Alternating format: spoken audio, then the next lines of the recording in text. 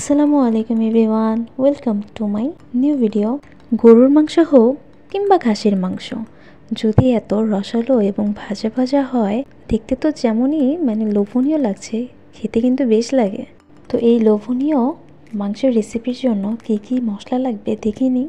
এখানে লাগছে আদা কুচি আর আস্ত রসুন 2 টেবিল চামচ করে, আদা বাটা আর রসুন বাটা 1.5 টেবিল চামচ করে, পেঁয়াজ কাটা 1 কাপ।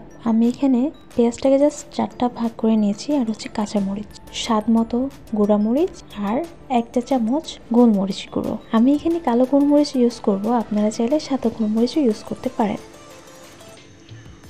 এখানে আমি মাংসের পিসটাকে এভাবে কেটে নিয়েছি, এখানে হাড্ডিও আছে। এখানে হচ্ছে আমি গরুর মাংসটাকে সামান্য একটু হলুদ দিয়ে ম্যারিনেট করে রেখেছিলাম। চলে যাব পরবর্তী স্টেপে। মাংসটা ভাজার জন্য তেল দিয়ে দিচ্ছি, সাথে একটু বাটারও অ্যাড করব। আপনারা চাইলে বাটারটা স্কিপও করতে পারেন।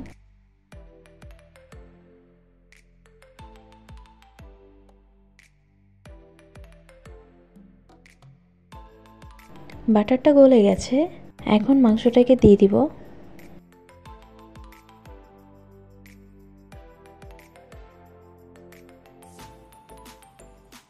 এখানে আমি আলাদা করে পানি অ্যাড করব না, কেননা মাংস থেকেই পানি বের হবে যথেষ্ট পরিমাণের।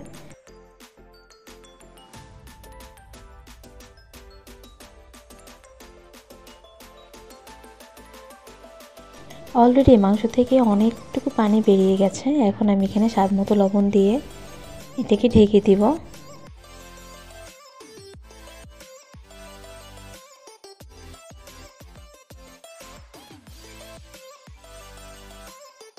কিছুক্ষণ রান্না হওয়ার পর এটাকে একটু নেড়ে চেড়ে দিব। পানিটা কমে গেলে বাকি মশলাগুলো অ্যাড করব।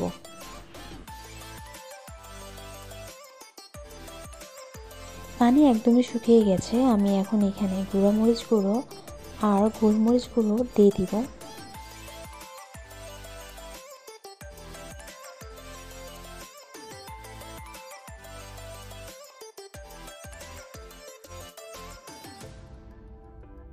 এখন কিছুক্ষণ ভালোভাবে ভেজে নিতে হবে। ভালোভাবে ভাজা হওয়ার পর আমি এখানে সিদ্ধ হওয়ার জন্য যতটুকু পানি প্রয়োজন ততটুকু দিব। কিছুটা সিদ্ধ হয়ে গেছে, তো বাকিটা আমি পানি দিয়ে সিদ্ধ করে নেব। মাংসটা যেহেতু ভাজা ভাজা হবে, তাই অতিরিক্ত পানির প্রয়োজন পড়বে না। এখানে জাস্ট সিদ্ধ হওয়ার জন্য যতটুকু প্রয়োজন ততটুকুই আমি দেব।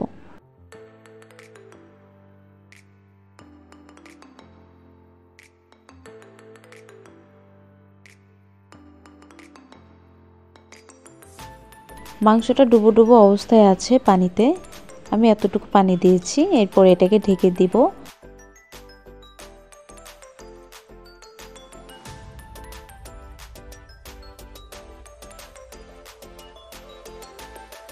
এই পর্যায়ে আমি পেঁয়াজ কাটা এবং মরিচগুলো দিয়ে দিব।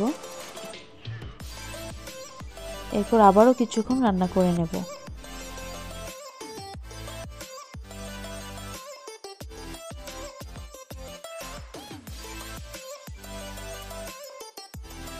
এই পর্যায়ে চুলার আঁচটা মিডিয়াম থাকবে, কারণ মিডিয়াম টু হাই থাকলে পানিটা তাড়াতাড়ি শুকিয়ে যাবে, মাংসটা সেদ্ধ হবে না। তাই একটু সময় নিয়ে এই রান্নাটা করতে হবে।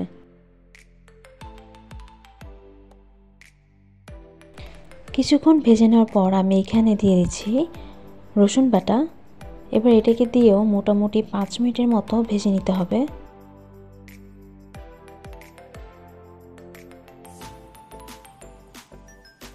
প্রতিটা মশলাই একটু ভালোভাবে ভেজে নিতে হবে।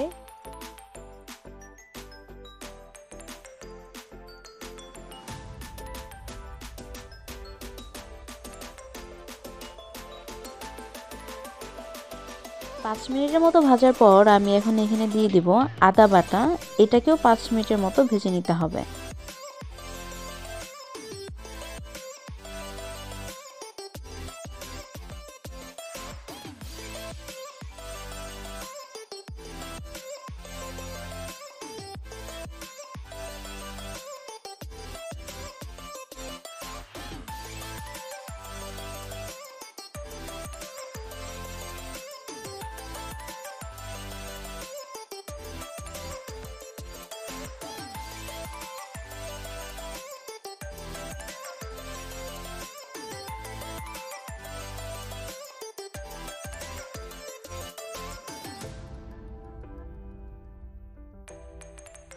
এখন আমি এখানে দিয়ে দিব আদা কুচি এবং আস্ত রসুন।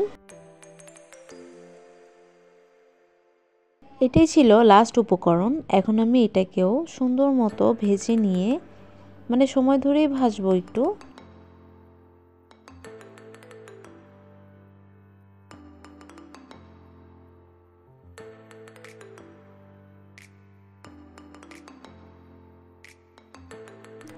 মাংসের কালারটা কিন্তু অনেক সুন্দর হয়েছে। আমি কিন্তু এখানে আলাদা কোনো কিছু ইউজ করিনি। দেখতে সত্যিই খুবই রসালো লাগছে। এই মাংসটা আপনারা পরোটা বা সাদা পোলাও দিয়ে খেতে পারেন।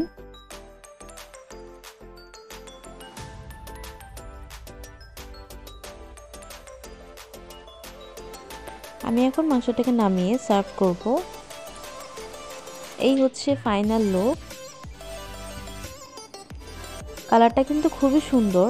আপনারা গরুর মাংস কিংবা খাসির মাংস যেটাই হোক আপনারা অবশ্যই ট্রাই করবেন। চ্যানেলটিকে সাবস্ক্রাইব করবেন নতুন নতুন ভিডিও পাওয়ার জন্য। সবাই ভালো থাকবেন। আসসালামু আলাইকুম।